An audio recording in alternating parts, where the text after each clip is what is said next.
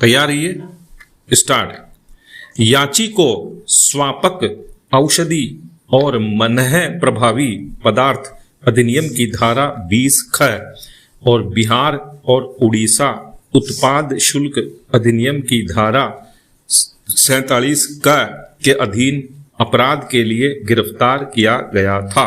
विराम।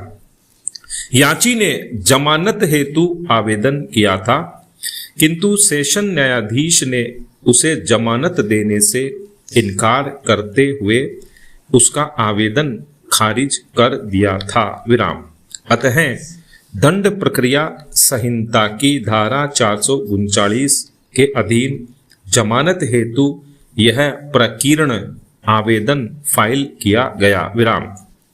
आवेदन मंजूर करते हुए पैरा अभी निर्धारित यह दलील कि स्वापक औषधि और मनह प्रभावी पदार्थ अधिनियम की धारा 50 का अनुपालन हुआ है। प्रथम दृष्टया इस अभिकथन को ध्यान में रखते हुए अस्वीकार्य है कि याची और सह अभियुक्त यान छोड़कर भाग गए थे। विराम। यदि अभिकथन यह है कि अभियुक्त व्यक्ति तलाशी और अभिग्रहण के पहले भाग गए थे, तो यह समझना कठिन है कि धारा 50 किस प्रकार लागू हो सकती है। विराम। पैरा प्रस्तुत की गई केस डायरी में ऐसी कोई सामग्री अंतर्विष्ट नहीं है जिससे यह उपदर्शित हो कि उपनिरीक्षक द्वारा प्राप्त की गई इत्तिला को लेखबद्ध किया गया था। विराम। चूंकि प्रथम दृष्टया न्यायालय के समक्ष प्रस्तुत सामग्री से स्वापक औषधि और मनह प्रभावी पदार्थ अधिनियम की धारा 42(1) के अधीन आज्ञापक उपबंधों की कड़ी अपेक्षाएं पूरी नहीं होती हैं, इसलिए न्यायालय का यह समाधान हो गया है कि यह विश्वास करने का युक्तियुक्त आधार है कि अंततः याची को ऐसे अपराध के लिए दोषी नहीं पाया जा सकेगा। विराम।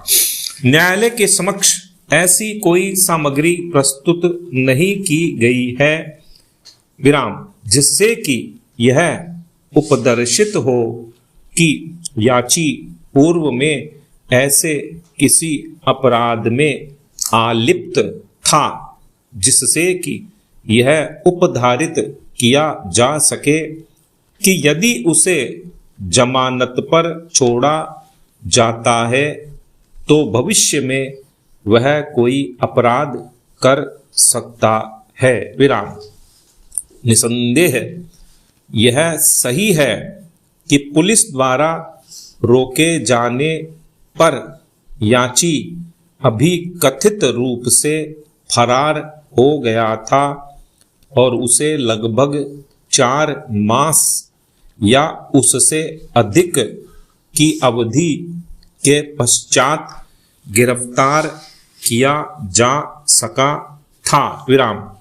तथापि उपरोक्त तथ्यों से यह न्यायालय यह विश्वास करने के लिए तैयार नहीं है कि याची द्वारा जमानत पर रहने के दौरान कोई अपराध कारित करने की संभावना है, क्योंकि याची की बाबत पूर्व में किसी आपराधिक आचरण का कोई अभिलेख नहीं है। विराम। अतः अधिनियम की धारा 17 के अधीन अधिरोपित निषेध लागू नहीं होता। विराम।